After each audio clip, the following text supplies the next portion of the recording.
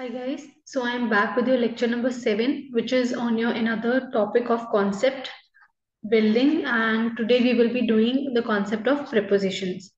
So earlier we have already completed your basic classes for nouns, pronouns, adverbs, adjectives, and conjunctions. This was one topic which was left specifically talking about your basics of grammar.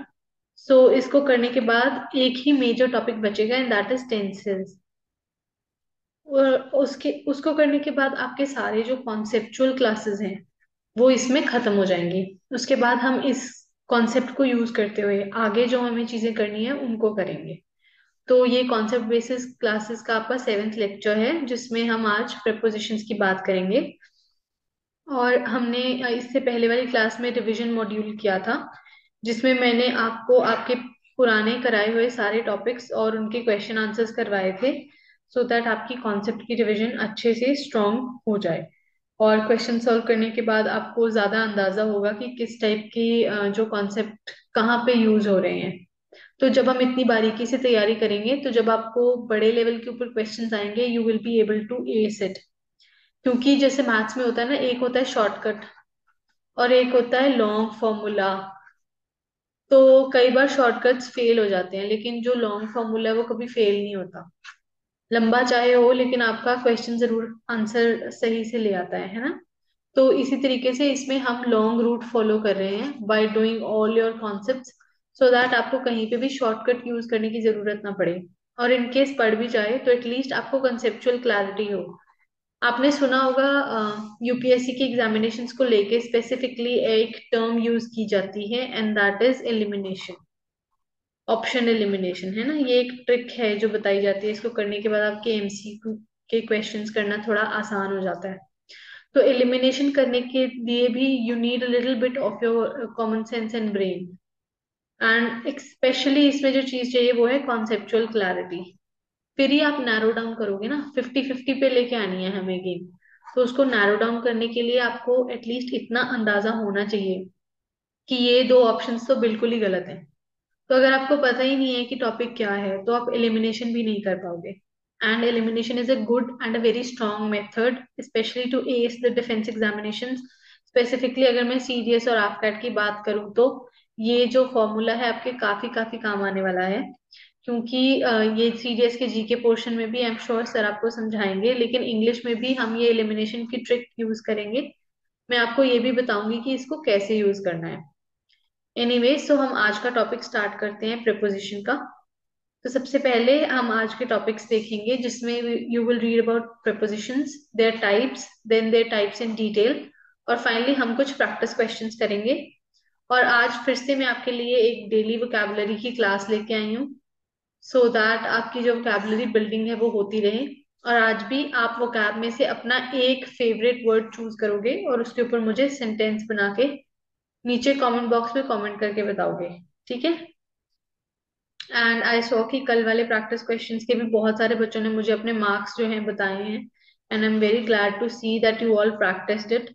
कुछ लोग ऐसे भी होंगे जिन्होंने comment नहीं किया लेकिन practice किया होगा, so very well done to them as well. लेकिन आई एम श्योर कुछ बच्चे ऐसे होंगे जिन्होंने क्लास तो देख ली लेकिन प्रैक्टिस नहीं किया। You know what some of us tend to do is कि हम वीडियो को आगे आगे करके देखते रहते हैं ताकि हमें आंसर पता लगते रहे। तो ये क्वेश्चन आएगा, ये आंसर है। Instead of finding it out ourselves we tend to look at the teacher कि ये क्या आंसर बता रहे हैं और फिर हम वही लिख देते हैं। But that is not the correct approach. अच्छी अप्रोच ये होगी कि जब मैं आपको क्वेश्चंस कराती हूँ तो आप पॉज करो वीडियो को और फिर सोचो, कंसेप्ट को लगाओ उसके ऊपर और फिर उसका आंसर करो। इट डजेंट मैटर आप यहाँ पे फॉल्टर कर रहे हो, चल जाएगा। इट इज बेटर कि आप यहाँ पे फॉल्टर करो ताकि आपको इसकी जो कंसेप्चुअल क्लैरिटी है वो मिल सके। लेकिन अगर आप पेपर में फॉल्टर कर गए तो बहुत ही खराब हो जाएगा। It will be very very difficult because वहां पे आपकी नेगेटिव मार्किंग है, मार्क्स कट जाएंगे। यहाँ पे तो कोई मार्किंग भी नहीं हो रही है अभी, है ना। तो practice is very very important. It's extremely important that you practice your concept. बहुत बहुत जरूरी है। So don't leave out the practice वाला पार्ट, ये जरूर किया करो। Okay so let's start with today's topic. सबसे पहले व्हाट आर प्रेपोजिशंस। तो अगेन जैसे हम हर वर्ड को ब्रेक करते हैं हम इसको भी ब्रेक करके देखेंगे हम। जो प्रेपोजिशन वर्ड है उसमें दो वर्ड्स हैं, एक है प्री और एक उसके साथ है पोजीशंस। तो ये हमें ये तो पता लग गया कि इस वर्ड का पोजीशन से कुछ लेना देना है। तो प्रेपोजिशंस वो चीजें हैं जो हमें पोजीशन बताती हैं, किसकी? नाउन की, नाउन फ्रेज की, या फिर प्रोनाउन की। और ऐसा करते हुए ये उनको कनेक्ट करती हैं दूसरे वर्ड्स के साथ। प्रेपोजिशन बेसिकली हमें पोजीशन एक्सप्लेन करते हैं, और किस चीज की पोजीशन? एक नाउन की, नाउन फ्रेज की, या फिर एक प्रोनाउन की। और ऐसा करते हुए वो उनको कनेक्ट करते हैं विद अनदर वर्ड, किसी और वर्ड के साथ उनको कनेक्ट करते हैं पोजीशन बताते हुए। ठीक है, तो जैसे आपने सुना होगा अंडर, ओवर, इन, बाय, बिसाइड, है ना? ये वाले वर्ड्स आपने कई बार सुने हुए होंगे, तो हम यूज भी करते हैं इनको अपनी लैंग्वेज में डेली रूटीन में बोलते हुए। These are nothing but prepositions, preposition. तो ये हमें पोजीशन के बारे में क्लैरिफिकेशन देते हैं। अब देखो, अगर आप इसको इस तरीके से पढ़ोगे ना, तो आप कभी इसमें गलती खाओगे ही नहीं। जैसे कुछ बच्चों को ना एडजेक्टिव और एडवर्ब में बड़ी कंफ्यूजन रहती है। लेकिन अगर आप यही देख लो कि एडवर्ब के अंदर ही वर्ब दिया हुआ है उन्होंने लिख के, है ना, खुद से उन्होंने बताया कि हम वर्ब की बात कर रहे हैं, तो फिर आपको डेफिनेटली क्लियर हो जाएगा कि इसका उल्टा है एडजेक्टिव, जिसमें कि नाउन या प्रोनाउन की बात हो रही है। तो if you understand it from the basics you will never go wrong. लेकिन अगर आप रटाफिकेशन करोगे तो फिर definitely you are bound to make mistakes, क्योंकि रोट कल्चर आपको बहुत सक्सेस की लंबी सीढ़ियों पे नहीं लेके जा सकता। इसलिए understanding the concept is extremely important. Okay, so ये डेफिनेशन थी प्रपोजिशन की, जिससे आई होप आपको थोड़ी क्लैरिफिकेशन मिली होगी। अब हम आगे चलते हैं। Next is kind of prepositions. So we have different kinds of prepositions that are present with us. Just a second. Yeah. So we have different kind of prepositions. सबसे पहला है preposition of time, जो कि हमें time के बारे में clarification देता है। टाइम की क्लैरिफिकेशन, जैसे कि इन, ऑन, फॉर, सिंस, ये सारे वर्ड्स क्या हैं? पोजीशन ऑफ टाइम में है, preposition ऑफ टाइम इन सारे वर्ड्स में, ये जो जितने भी बताए हुए हैं। इसके बाद है preposition ऑफ प्लेस। ये पोजीशन या प्लेस बताता है, जैसे between, among, amid, amidst, in, at, on, beside and so on. फिर है preposition ऑफ डायरेक्शन, जो कि हमें डायरेक्शन के बारे में एक्सप्लेन करता है, डायरेक्शन ऑफ द ऑब्जेक्ट, इसके बारे में हमें क्लैरिटी देता है, जैसे along, across, against, up, down and so on and so fourth. और फिर कुछ ऐसे प्रेपोजिशन है जो इनमें इन तीन कैटेगरीज में नहीं आते। ये अलग से कुछ प्रेपोजिशन हैं, जैसे कि without, with, by, of, around, about. ये सारे अदर प्रेपोजिशन हैं, मिसलेनियस की कैटेगरी में आप इनको कैटेगराइज कर सकते हो। राइट, तो अब हम इन काइंड्स को डिटेल में देखेंगे। तो सबसे पहली काइंड है प्रेपोजिशन ऑफ प्लेस। तो अगर आप preposition ऑफ प्लेस को देखो, जैसे कि मैंने आपको ऑलरेडी क्लैरिफाई किया है कि ये आपको प्लेस के बारे में एक्सप्लेन करेगा। तो just give me a second, let me change the pen colour. तो preposition, some preposition show where something is happening, कहाँ पे हो रहा है, वेयर को आंसर करेगा ये question. The question of where is answered by this preposition, कि कहाँ पे काम हो रहा है। जैसे कि इनको prepositions ऑफ प्लेस बोलते हैं। For example, Saini was setting under the tree. तो ये सैनी के बारे में हमें क्लैरिफिकेशन दे रहा है कि वो कहाँ पे था। अब सैनी क्या है? This is a proper noun, है ना? तो ये प्रॉपर नाउन को कनेक्ट कर रहा है अ ट्री के साथ। ट्री क्या है? दिस इज अनदर वर्ड और अनदर नाउन। तो ये इनके बीच में कनेक्शन बिठा रहा है प्लेस बताते हुए। Then there is a wooden floor underneath the carpet. तो यहाँ वुडन फ्लोर हमारा नाउन है, जिसको कारपेट से कनेक्ट किया जा रहा है through the word underneath, which is a preposition। Position बता दी ना इसने, कि जो वुडन फ्लोर है वो कारपेट के नीचे है। Underneath means to be under something. तो ये अंडरनीथ उसकी पोजीशन को क्लैरिफाई कर रहा है। Then some geese flew over their house. अब गीज क्या है? गीज है नाउन, कलेक्टिव नाउन है आपका। और ये हाउस के साथ इसका कनेक्शन एक्सप्लेन कर रहा है, ये बता के कि जो गीज है ना वो घर के ऊपर से उड़ के गई है। ओवर देयर हाउस, है ना? Then John and Sarah were hiding inside the wardrobe. Again, John and Sarah are nothing but proper nouns and wardrobe is common noun, जिसके बीच में कनेक्शन लेके आ रहा है द वर्ड इनसाइड, ये हमें उनकी पोजीशन क्लैरिफाई कर रहा है। तो जॉन और सारा जो थे वो वार्डरोब के अंदर छिपे हुए थे, इसलिए ये इनसाइड वर्ड जो है ये हमारा प्रेपोजिशन है। Then there was a tree beside the river, यहाँ पे ट्री और रिवर के बीच में कनेक्शन बना है ये वर्ड बिसाइड, जो कि इनके बारे में हमें क्लैरिफिकेशन दे रहा है। Finally I have a friend who lives in America, यहाँ पे जो इन वर्ड है ना ये प्रेपोजिशन है। इन इन इज योर प्रेपोजिशन, जो कि फ्रेंड और अमेरिका के बीच में हमें जो है कनेक्शन एक्सप्लेन कर रहा है। तो बेसिकली हमने देखा कि ये वाला जो प्रेपोजिशन है वो प्लेस डिफाइन करता है, प्रॉपरली ये प्लेस डिफाइन करता है, दो नाउन्स के आपस में कनेक्शन क्रिएट करता है by explaining the place of it, right. So this is nothing but preposition of place. जैसे you can say I am sitting inside my room, है ना। तो ये आई क्या हो गया, pronoun. Inside my room, room is what, room is a noun, और इनके बीच में कनेक्शन बना रहा है ये वर्ड इनसाइड, ठीक है। अब नेक्स्ट टाइप को देखते हैं हम। नेक्स्ट टाइप है हमारी प्रेपोजिशन ऑफ टाइम। जैसे अभी हमने प्लेस के बारे में समझा, अभी हम टाइम देखेंगे। तो ये हमें this will answer the question when did it happen, ये व्हेन वाले क्वेश्चन को आंसर करेगा। जो प्लेस वाला था उसका क्वेश्चन क्या था, उसका क्वेश्चन था where. You have to ask where, तो वेयर का आंसर बताएगा वो प्रेपोजिशन, और ये वाला प्रेपोजिशन व्हेन का आंसर बताएगा। तो अभी हम इनको देखते हैं। For example school starts at 9 o'clock, कितने बजे स्कूल खुलता है, कब खुलता है, 9 बजे।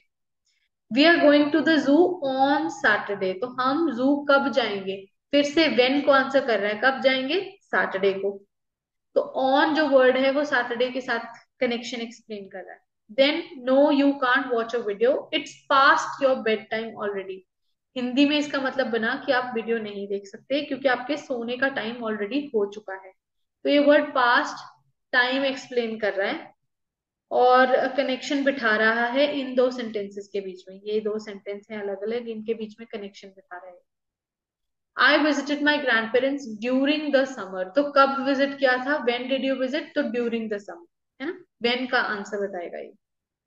You must finish the work by Friday, again when should the work be finished, it should be finished by Friday. तो बाय जो वर्ड है ये है preposition of time. And last example, I will do my homework before dinner, कब करना है homework, before dinner. You just have to ask the question when, and that the answer of this question will be your preposition of time. Where पूछोगे तो answer place का आएगा, when पूछोगे तो answer time का आएगा, ठीक है। अभी नेक्स्ट देखते हैं। नेक्स्ट है आपका preposition ऑफ डायरेक्शन, जो कि बताएगा where something is going on, किस दिशा में हो रहा है। सिर्फ अगर अकेला वेयर है तो प्लेस बन जाएगा। ये अब दिशा बता रहा है ना आपको, दिशा, आप किस दिशा में काम हो रहा है, तो वो डायरेक्शन बन जाएगा। जैसे the boys chased after each other, एक दूसरे के आगे पीछे दौड़ के पकड़ रहे थे बॉयज एक दूसरे को, तो ये आफ्टर क्या है, ये है आपका डायरेक्शन का preposition. The football rolled down the हिल, किधर को गई है ना, डायरेक्शन बता रहा है कि पहाड़ के नीचे चली गई फुटबॉल, रोल हो गई। अ man was walking his dog along the river bed, ये भी डायरेक्शन है, रिवर बेड, रिवर बैंक के साइड पे एक जो अ man was walking his dog है ना, तो उसकी डायरेक्शन एक्सप्लेन हो रही है। The free way goes right through the city, बिल्कुल बीच में से निकलता है शहर के, है ना, ये भी क्या है, ये भी डायरेक्शन है। And then we were travelling towards Miami, तो ये टूवर्ड्स भी क्या है, डायरेक्शन है, किस तरफ को जा रहे हैं हम, है ना, डायरेक्शन एक्सप्लेन कर रहा है हमारी। तो अकेला वेयर प्लेस है। If you look at the directions, if the where, अगर आपका वेयर का क्वेश्चन डायरेक्शन के बारे में एक्सप्लेन कर रहा है, then it will become preposition of direction, right. अभी हम इसके कुछ क्वेश्चन सॉल्व करेंगे। तो आपके क्वेश्चंस हैं, पहला, a cat was sitting dash the roof of my car, इस फिलअप को प्लेस के एक preposition से आपको फिल करना है। The a cat was sitting dash the roof of my car, तो यहाँ कौन सा preposition आएगा, आपको मैं ऑप्शन देती हूँ, ऑन, अंडर, बिहाइंड। तीन ऑप्शन है आपके पास, ऑन, अंडर या बिहाइंड, इन तीनों में से कौन सा ऑप्शन आप इस फिलअप में फिल करोगे। अब पॉज करो वीडियो को, take your time and then answer me which what word will you fill in this blank. क्या होगा इसका आंसर? आपके तीन ऑप्शन है, on, under and behind. What do you think should be fill over here? So the answer will be on. A cat was sitting on the roof of my car. देखो roof क्या है? छत है ना? तो घर की छत होती तो हम अंडर को भी देखते, कंसिडर करते, लेकिन कार की रूफ है, कार की रूफ के अंडर नहीं होगी ना ही कार की रूफ के बिहाइंड। रूफ के बिहाइंड तो सेंस ही नहीं बनती। तो ये ऑप्शन आएगा ऑन का। ठीक है। Next, some people were talking dash the movie, है ना? यहाँ पे आपको टाइम का जो प्रेपोजिशन है वो फिल करना है। मैं आपको ऑप्शंस देती हूँ। ऑप्शंस है बाय, इन, अराउंड। तीन ऑप्शन है, बाय, इन या अराउंड। इन तीनों में से कौन सा ऑप्शन सेकंड ब्लैंक का आंसर बनेगा? Pause the video, think about it and then answer. Some people were talking dash the movie. What do you think should be the answer?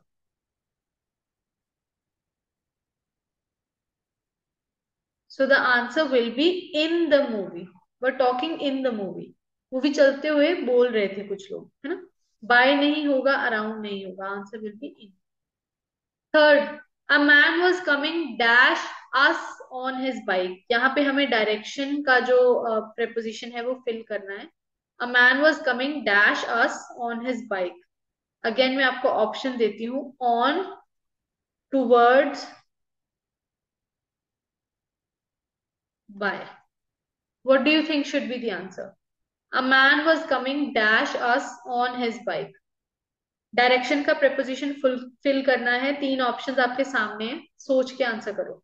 Pause करो वीडियो को, take your time and then answer. What should be the answer for the third question?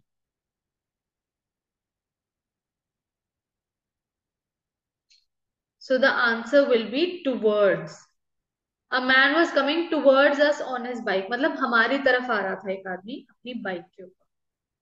Fourth, the party starts dash 6 o'clock। यहाँ पे आपको time का preposition fill करना है। The party starts dash 6 o'clock, on, in, at. तीनों में से कौन सा ऑप्शन आएगा? The party starts dash 6 o'clock। Very commonly used preposition, हम अपनी रोजमर्रा की जिंदगी में इसको यूज करते हैं काफी। So what do you think should be the answer? The party starts dash 6 o'clock। The answer will be at. The party starts at 6 o'clock, right? अब फिफ्थ क्वेश्चन देखो, प्लेस की प्रेपोजिशन फिल करनी है। She put the book dash her bag. She put the book dash her bag. Option same है, on, in या at. तीनों में से कौन सा ऑप्शन फिफ्थ क्वेश्चन का आंसर बनेगा? She put the book dash her bag. Place का प्रपोजिशन फिल करना है। What do you think should be the answer? तीन ऑप्शंस मैंने आपको बताई है। What do you think should be the answer? The answer will be in. She put the book in her bag. Book को उसे bag के अंदर डाला है ना, तो इन आएगा answer. Six question, again place की प्रपोजिशन फिल करनी है। क्वेश्चन है, we walked dash the street to the park. We walked dash the street to the park. Your options are on, across, by. इन तीनों में से आपको चूज करके आंसर बताना है, ऑन, अक्रॉस या by. We walk dash the street to the park. What do you think should be the answer? Place की प्रपोजिशन है, सोच के फिल करो answer.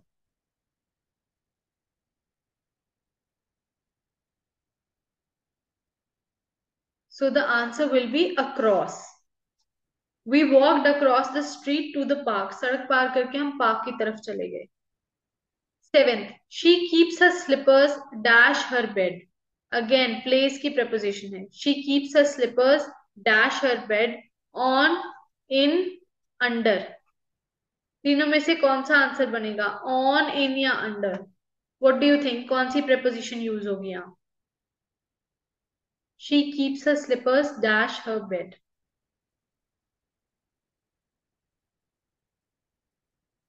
So the answer will be under. She keeps her slippers under her bed. Bed के ऊपर तो कोई भी नहीं रखता ना जूते अपने, तो नीचे रखेगी, नीचे का preposition under बनेगा. Next, we always wash our hands dash meals. Time का preposition लगाना है. We always wash our hands dash meals. Your options are in, about, before. तीनों में से कौन सा ऑप्शन फिल करोगे for your 8th question? We always wash our hands dash meals. What do you think should be the answer?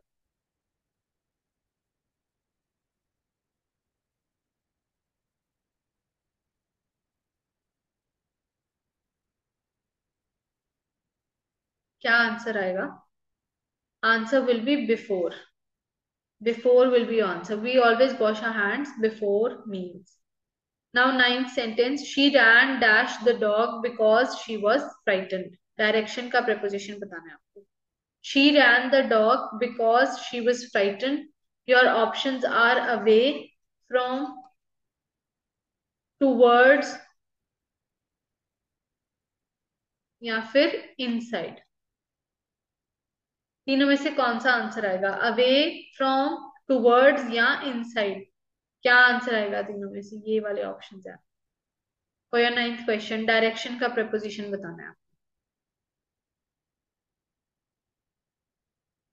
Answer will B first option, away from. डर रही थी तो उससे दूर जाएगी, है ना, पास में तो जाएगी नहीं, तो टूवर्ड्स या इनसाइड दोनों गलत हो जाएंगे. So this was all about your prepositions. Now let's do your daily vocabulary के 10 वर्ड्स. तो आज के आपके वर्ड्स के मैंने मीनिंग भी साथ में लिखे हैं, सो दैट आपको पढ़ना आसान हो जाए.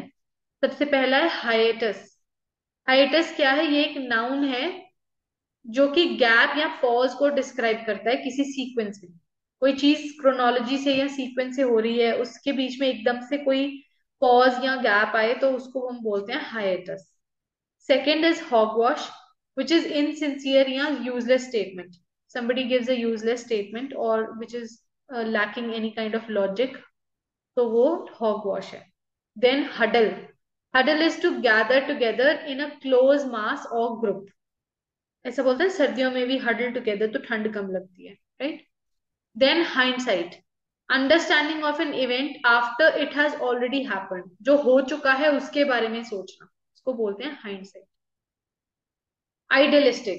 A person who is motivated by moral and noble beliefs as opposed to practicality. मतलब एक ऐसा person जो practical नहीं है, जो कि practical नहीं है और जो कि बहुत ideal चीजें सोचता है ना, according to morals या noble beliefs. Then imminent. This is an event or situation that is about to occur or close in time. Just होने ही वाला है. इसका synonym बनेगा immediate. Then next is impartial. एक ऐसा person who is free from preconceived notions or undue bias. एक ऐसा person जो bias नहीं रखता, किसी की तरफ तरफदारी नहीं करता. Then imperative. ये एक action है जो कि necessary या crucial हो करना, उसको बोलते हैं imperative. Then you have jostle, which is moving through a crowd by means of shoving and pushing. एकदम भीड़ भाड़ के इलाके में लोग धक्का मुक्की करते हैं ना, उसको बोलते हैं jostle. Then jubilant, a person or crowd that is full of delight and happy spirit. So how's the जोश type? है ना, ये जोश type था.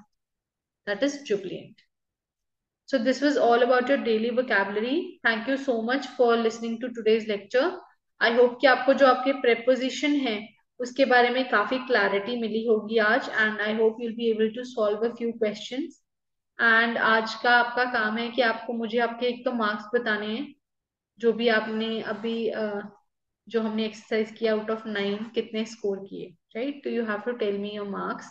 और एक वो कैब का वर्ड, आपका फेवरेट वर्ड जो भी आप चूज करना चाहें, चूज करके उसमें मुझे सेंटेंस बना के कमेंट बॉक्स में कमेंट करेंगे, right? And I really hope all of you are practicing. You can get the assignments for 99 rupees in the app, and आपके काफी काम आएंगी, तो आप कर लेनी चाहिए assignments. Thank you so much, and please don't forget to like, share, and subscribe our channel. I hope that all of you are getting quality education, and please, your likes boost our spirit. So don't forget to press the like icon. that only gives us more josh to come back with you with some kind of better initiative so that आपको अच्छा लगे class लगाना, right? So thank you so much for listening to me, and I will catch you soon with another conceptual class. Thank you, everybody.